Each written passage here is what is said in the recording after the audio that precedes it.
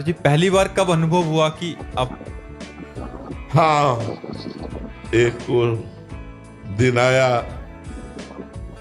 8-8 घंटे पद्मासन में बैठते थे। संन्यास मार्ग के पथिक थे तो योग मार्ग का आश्रय लिए हुए थे। जब राधा वल्लभ जी की शरण में हुए तो शरण तो बाहरी राधा वल्लभ जी की थी, आंतरिक शरण साधना की थी।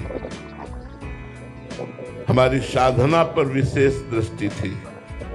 साधक पथ पर जो हम कर रहे हैं वही मिलेगा, साधन पथ पर दृष्टि थी। जब हमें परेशानियां बढ़ी किडनी की, मुझे पता नहीं था कि किडनी भी किसे कहते हैं। गांव में पैदा हुए, गंगा किनारे पूरा जीवन व्यतीत हुआ तो मुझे पता भी नहीं था। तो हमें नोचन होती हमारे पेट में। तो बलराम भैया ब्रजवासी हैं, हमारे पास 1 रुपया नहीं रहता था और ना है आज भी नहीं। उसने कहा चलो बाबा, अल्ट्रासाउंड कराया, डॉक्टर के पास दिखाया। डॉक्टर ने कहा तुम्हारी दोनों किडनी तो फेल होने जा रही है। तो कहा ये क्या होता है? बोले वो अंग होते हैं जिनके फेल होने पर आदमी मर जाता है। अब हमारे दिमाग में बात बैठ गई। एकांत में आए, उस समय अचल विहार में रहते थे। एकांत में आए और बहुत रोना आया कि 11 वर्ष की अवस्था से भगवान ने निकाल दिया। नैष्ठिक ब्रह्मचर्य महावाक्य सत्यास्त्र के मार्ग से होते हुए वैष्णव मार्ग में लाए। अभी मुझे राधा रानी के मार्ग का तो कुछ भी अनुभव नहीं है।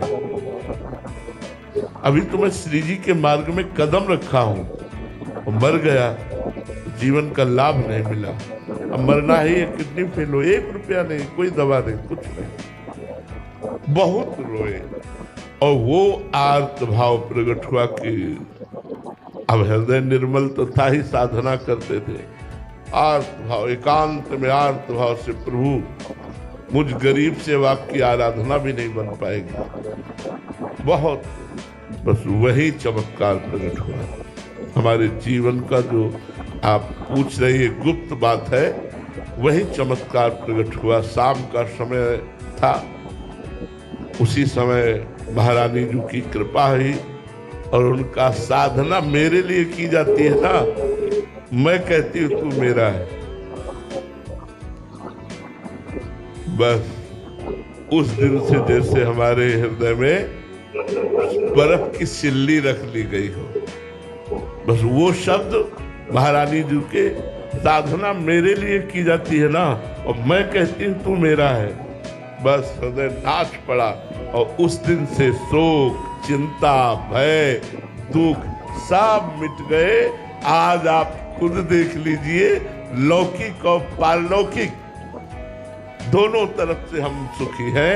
कोई पानी देने वाला नहीं था भाई, और आज आप देख रहे हो भीड़ ही भीड़ है हमारे संतों की।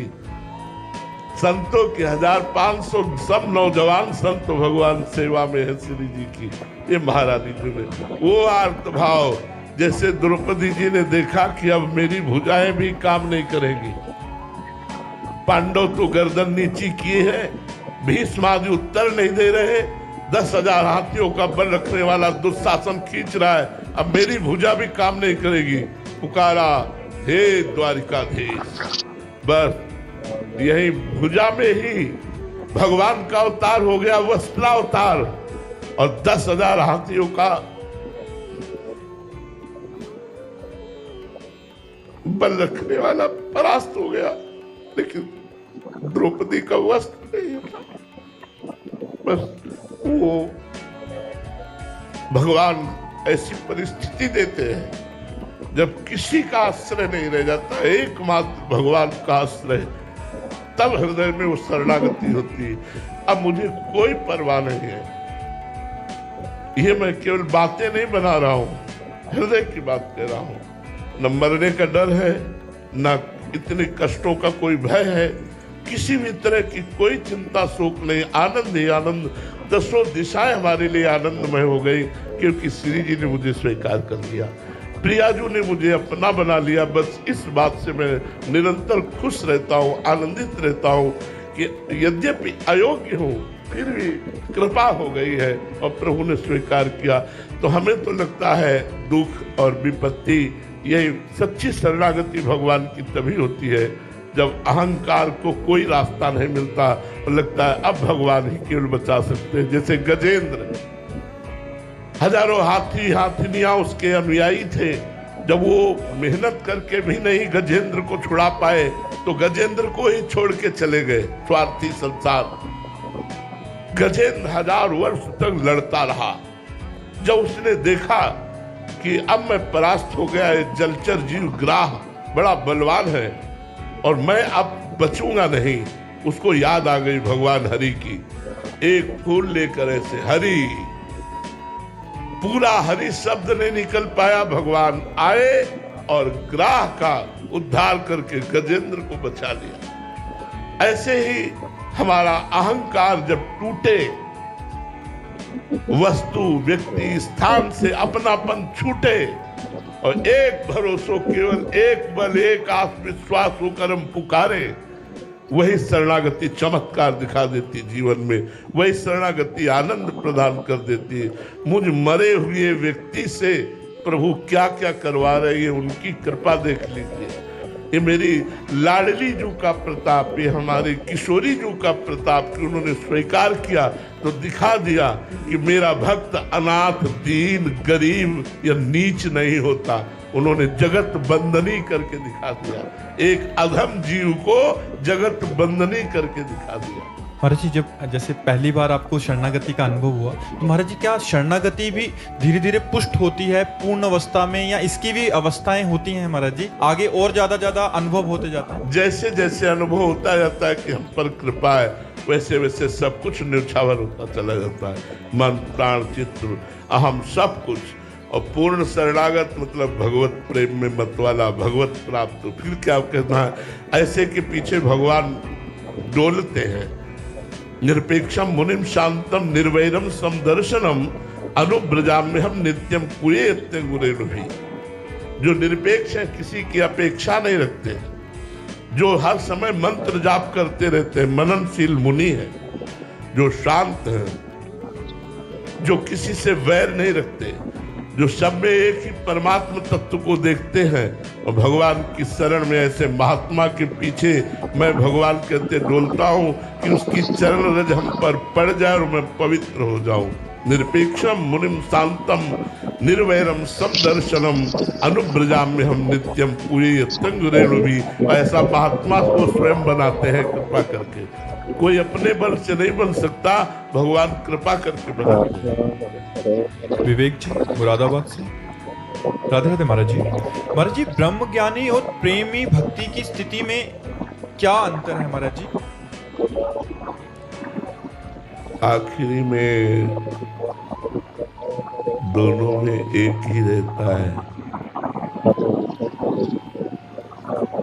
ब्रह्म ज्ञानी में मैं रहता है स्थित, और प्रेमी में मैं खो जाता है, तू रहता है। जो प्रेमी होता है स्वयं की विस्मृति और इष्ट देव की स्मृति, अपनी हूँ शुद्ध ना रही एक रहे ओ नंदलाल। ब्रह्म नहीं, माया नहीं, नहीं जीव नहीं काल, अपनी हो शुद्ध ना रही एक रहे नंदलाल। ये प्रेमी की स्थिति है। जिधर दृष्टि डालता है, चाहे अंतर में या बाह्य में, उसे अपने इष्ट के सिवा अपनी भी स्मृति नहीं है। वस्तु, व्यक्ति, स्थान, नानात्व का पूर्ण रूप से इष्टाकार भाव में अनुभव हो जाना, ये प्रेमी का लक्षण है। जिधर देखता है अपना प्रीतम ही प्रीतम है, पर मैं देख रहा हूं इसकी स्मृति भी गायब हो जाती है, केवल प्रीतम। और ब्रह्म ज्ञानी में प्रीतम नंदलाल वासुदेव कृष्ण शिव जो है वो सब मैं हूं। शिवोहम, कृष्णोहम, अहम ब्रह्मास्मि, आई एम आत्मा। वो सबको अपने में देखता है, सब विस्मरण करके केवल मैं, और ये मैं का लय करके केवल तू। और जो मैं तू दोनों का अनुभव करता है वो माया, मैं और मोर तोड़ता है माया। जो शुद्ध मैं वो ब्रह्माकार वृत्ति, जो शुद्ध तू वो प्रेममयी वृत्ति। अपनी ही शुद्ध ना रही एक रहे नंदलाल। ये प्रेमी की स्थिति होती है कि देह भान रहित, देह शुद्ध का विस्मरण हो गया है। प्राण, मन, बुद्धि, चित्त, अहम सब कृष्णाकार, और ज्ञानी सब ब्रह्माकार। सर्वम खलमिदं ब्रह्म, और वो ब्रह्म मैं, ऐसा अनुभव। ब्रह्म ज्ञान और प्रेमी की आंतरिक स्थिति में यही अंतर होता है। एक मैं में स्थित होता है, एक मैं का विस्मरण करके तू में स्थित होता है। एक प्रेम रस का रसास्वादन करता है, एक अखंडानंद का अनुभव करता है। दोनों एक ही चरम अवस्था की स्थिति का नाम है ब्रह्मबोध और प्रेम। दोनों चरम अवस्था है। ज्ञान की चरम अवस्था ब्रह्मबोध, भक्ति की चरम अवस्था प्रेम। सुरेन कुमार जी, केकड़ी से, राजस्थान से। राधे राधे महाराज जी। महाराज जी, अपने विवेक को जागृत करने के लिए साधक को क्या करना चाहिए? सत्संग, बिन सत्संग विवेक न होई, राम कृपा बिन सुलभ न सोई। भगवत आराधक संतों का संग करने से विवेक जागृत हो जाता है। शास्त्रों का स्वाध्याय हो और संतों का संग हो, कुसंग का त्याग हो, तो हमारे अंदर मोह ममता का त्याग होकर शुद्ध विवेक का जागरण हो जाए। ये विवेक किसी साधना से उत्पन्न नहीं होता, ये बाजार में नहीं मिलता, ये संतों के संग से मिलता है। बिन सत्संग विवेक न होई, खुली बात है। बिना साधु संग के विवेक नहीं होता। और होए विवेक मोह भ्रम भागा, तब रघुनाथ चरण अनुरागा। विवेक हुआ, मोह का नाश हुआ, भगवान में प्रेम हो गया। मोह गए बिनु राम पद होए न दृढ़ अनुराग। बिना मोह का नाश हुए भगवान के चरणों में दृढ़ अनुराग नहीं होता, और बिना विवेक हुए मोह का नाश नहीं होता, और बिना सत्संग के विवेक नहीं होता, और बिना भगवान की कृपा के सत्संग नहीं।